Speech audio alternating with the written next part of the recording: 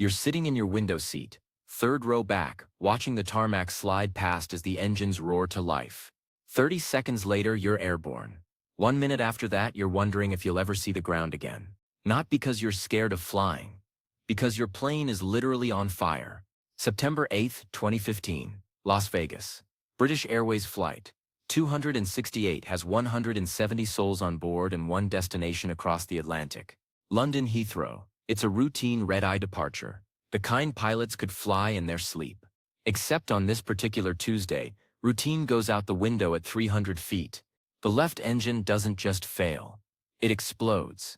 Everyone on that Boeing 777 has about 90 seconds to decide if they want to live. Keep watching, because what happened next rewrites everything you thought you knew about aircraft evacuations. Human behavior under pressure, and why you should never ever grab your carry-on when the cabin's filling with smoke. Las Vegas McCarran International Airport. It's just after 4 p.m. local time, which means the sun's still high and the desert heat is doing that thing where it makes the tarmac shimmer like a fever dream. British Airways Flight 268 is a Boeing 777-200ER. That's the extended range variant, built for long hauls across oceans. This particular bird is 18 years old. Not ancient by aircraft standards, but not exactly fresh off the assembly line either. Captain Chris Henke is in the left seat. He's 63 years old, been flying for British Airways since the late 1970s. The man has over 25,000 flight hours under his belt. That's nearly 3 solid years in the air. His first officer is younger, less experienced but still carrying several thousand hours of stick time.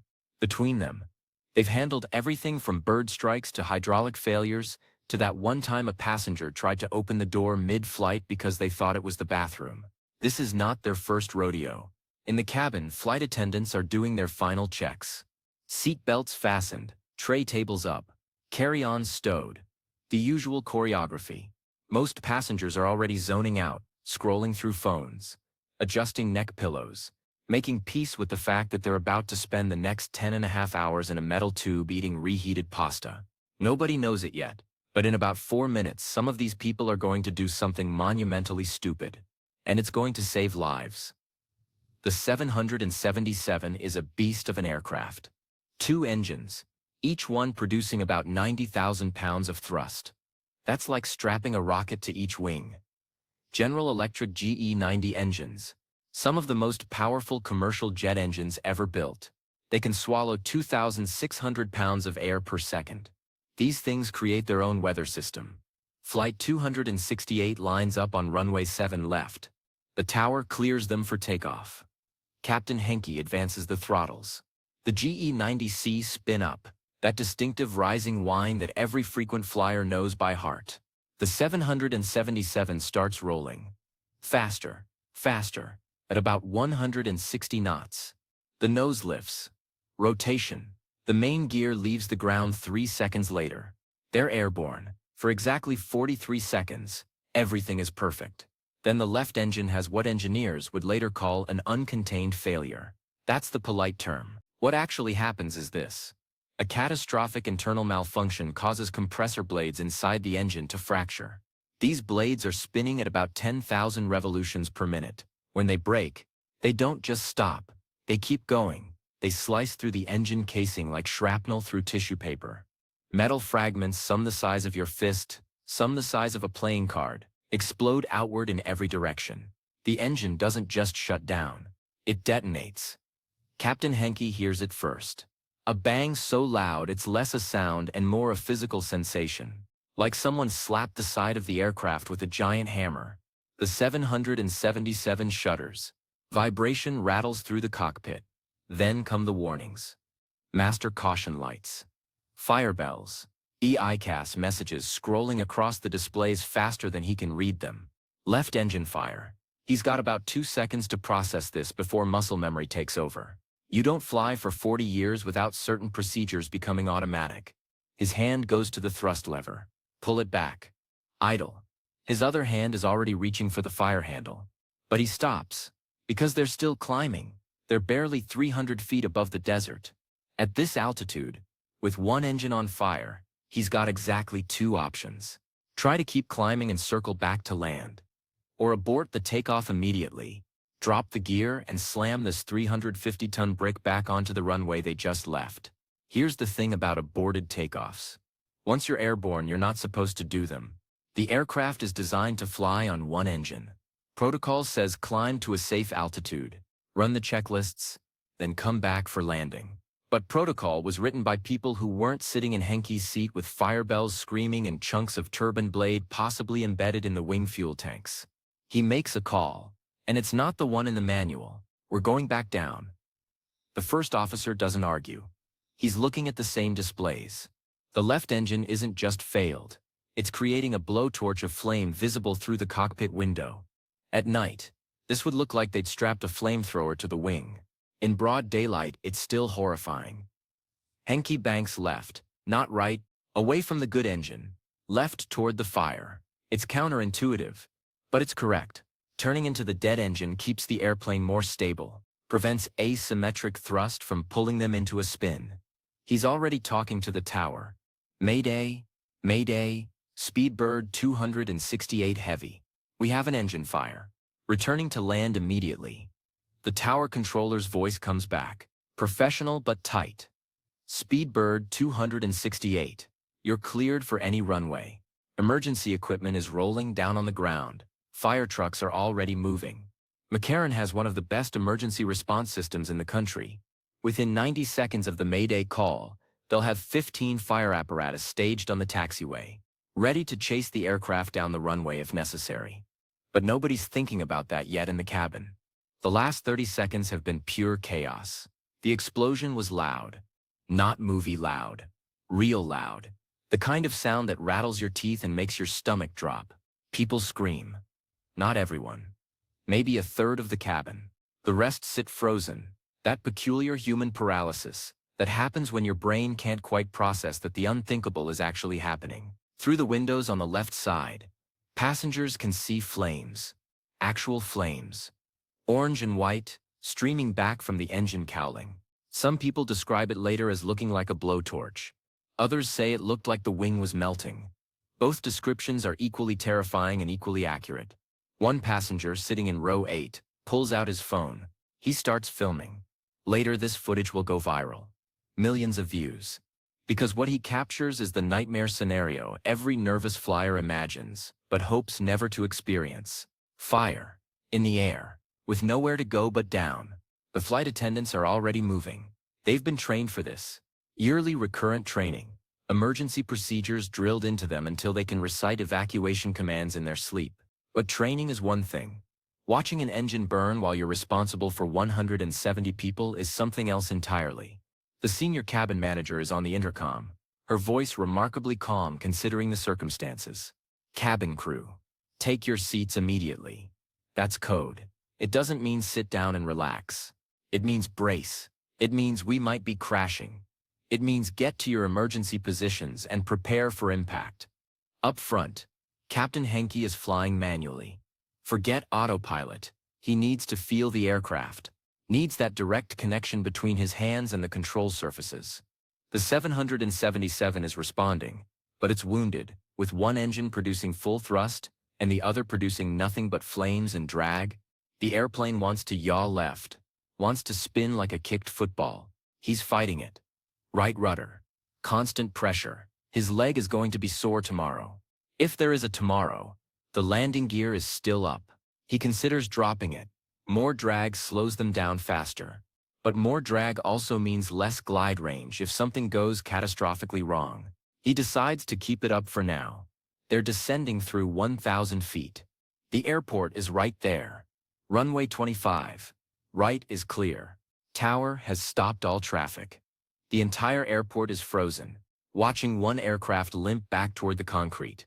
500 feet. Henke arms the spoilers, deploys the speed brakes.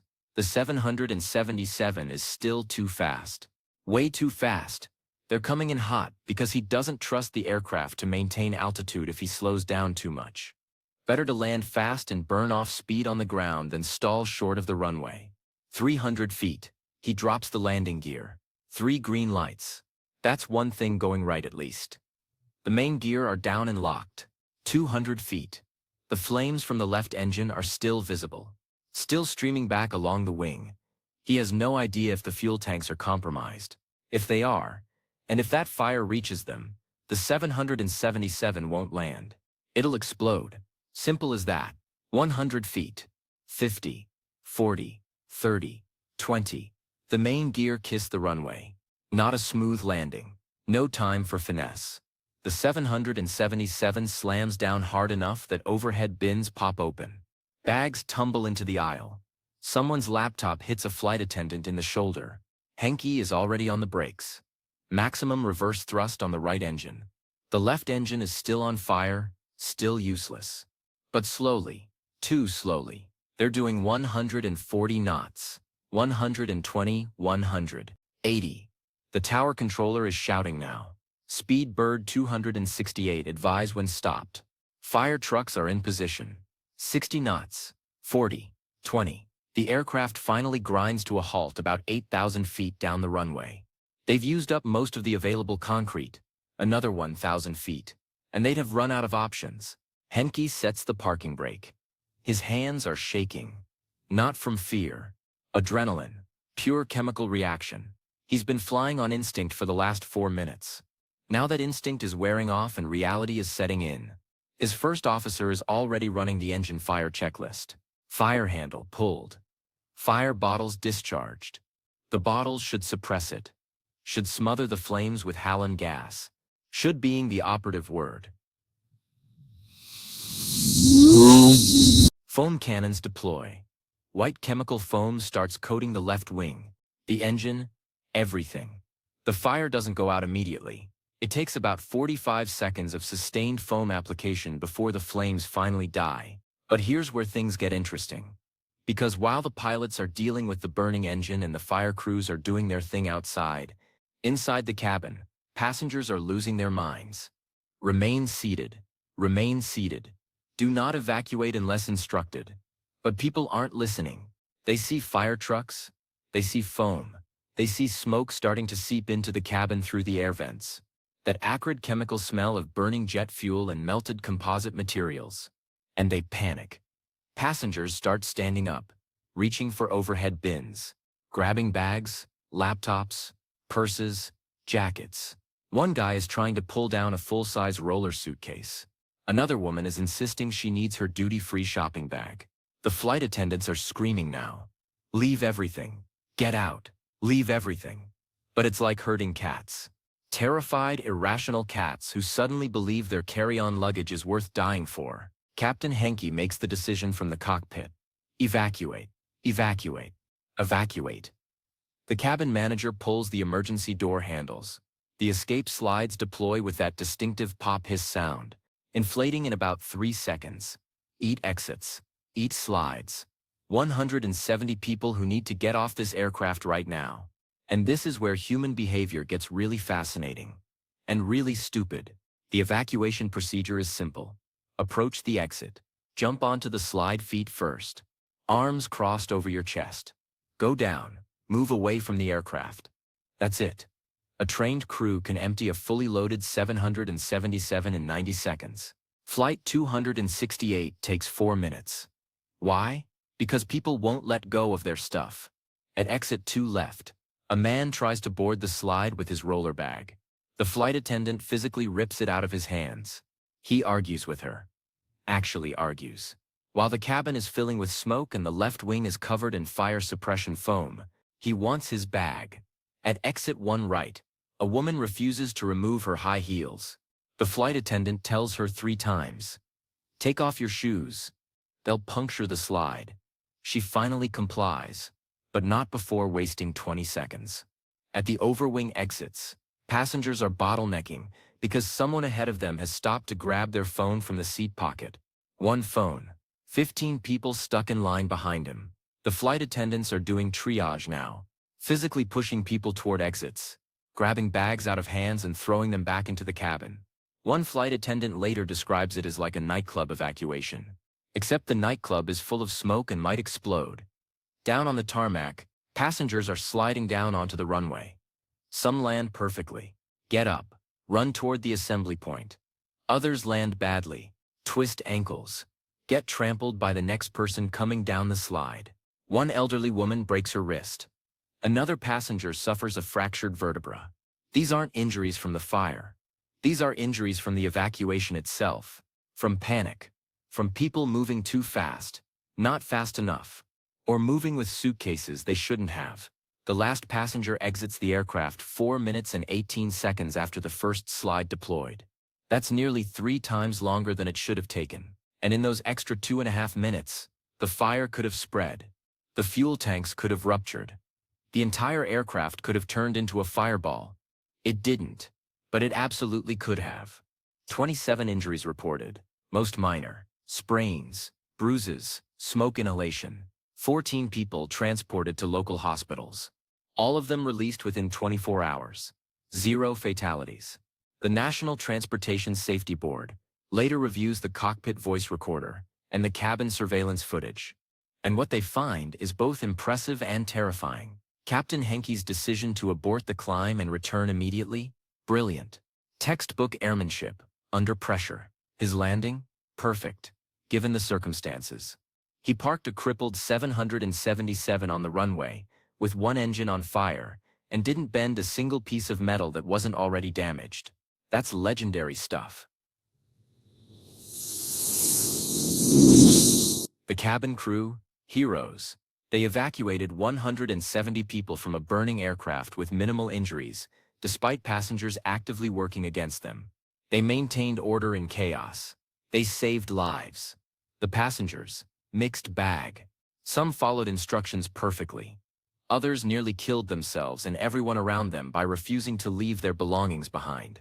The NTSB report is scathing on this point.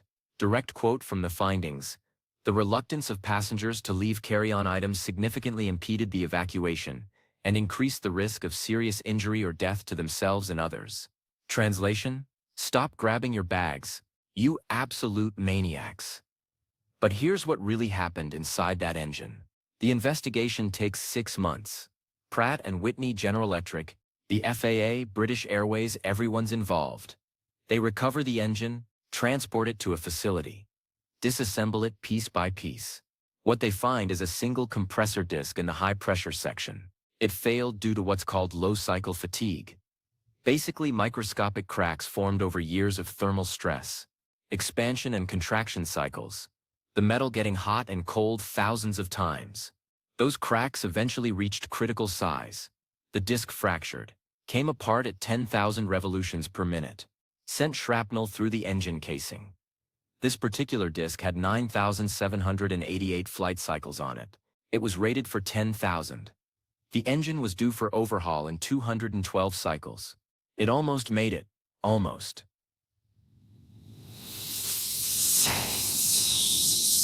Not unheard of, but rare. The GE90 engine has one of the best safety records in commercial aviation. Millions of flight hours without incident. But nothing is perfect. Nothing lasts forever. And when 90,000 pounds of thrust decides to turn itself into a grenade, you better hope your pilots know what they're doing. Captain Henke retired a few months after this incident. Not because of the crash, he was already planning to retire. But Flight 268 became his final flight. His last act as a British Airways captain was saving 170 people from a catastrophic engine failure. That's a hell of a way to hang up your wings. British Airways gave him a commendation. Industry groups awarded him airmanship recognition. But when asked about it in interviews, Henke downplays everything. Says he was just doing his job. Says the cabin crew were the real heroes. Says the passengers did their best under terrifying circumstances. The footage suggests otherwise. But that's the kind of guy Henke is. The 777, repaired and returned to service. New engine, obviously.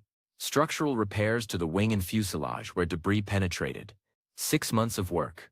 It's still flying today, probably made another 1,000 Atlantic crossings since then. Different registration number, but same airframe. And the passengers. Most of them rebooked on the next available London flight. A few swore off flying forever. One guy started a support group for nervous flyers. Another still has nightmares about smoke in the cabin. But most moved on. Because that's what humans do. We survive, we process, we forget. Except the people who grab their bags. They remember, Because the internet never forgets. The footage of passengers evacuating with roller bags went viral. They got roasted. Hard. Reddit threads. Twitter storms. News articles with headlines like "Idiot passengers nearly die for duty-free whiskey." Was it fair? Probably not. Panic makes people do irrational things. The brain goes into survival mode, and survival mode doesn't always make sense. Sometimes survival mode says grab your laptop even though your laptop is worth $1,200, and your life is worth considerably more. But the lesson stands. When they say leave everything, they mean everything. Your phone, your laptop, your grandmother's wedding ring, and your carry-on. None of it matters. The slide is 40 feet long. You're going down at 15 feet per second. If you land wrong because you're holding a suitcase, you break bones. If you puncture the slide with a high heel or a laptop corner, the people behind you don't have an exit anymore. British Airways Flight 268 is a case study now. It's shown in flight attendant training. It's discussed in aviation safety courses. It's used as an example of excellent crew resource management and terrible passenger behavior happening simultaneously. Because in the end, the aircraft didn't crash. The pilots didn't fail. The crew didn't fail. But the passengers, some of them at least, failed themselves. And they're lucky they survived long enough to learn from it. The fire trucks are still there. The foam is still drying on the runway. The 777 will sit there for 6 hours while investigators photograph everything, measure everything, collect samples. And somewhere in London, 170 families who were expecting loved ones on Flight 268 are getting phone calls. Everyone made it. Everyone's okay. The plane's on the ground. There was a fire, but it's out now. It could have been so much worse. It should have been worse. Statistically speaking, this close to the ground, they don't usually end well. But they did this time, because of training, because of skill, because of luck. Mostly because Captain Chris Henke, 63 years old, about to retire, decided that 43 seconds of flight time was enough. Time to go back down. Time to get everyone on the ground. Time to bet everything on a landing that manual writers say you shouldn't attempt. He was right. They were wrong. And 170 people got to go home, just maybe without their carry-on bags.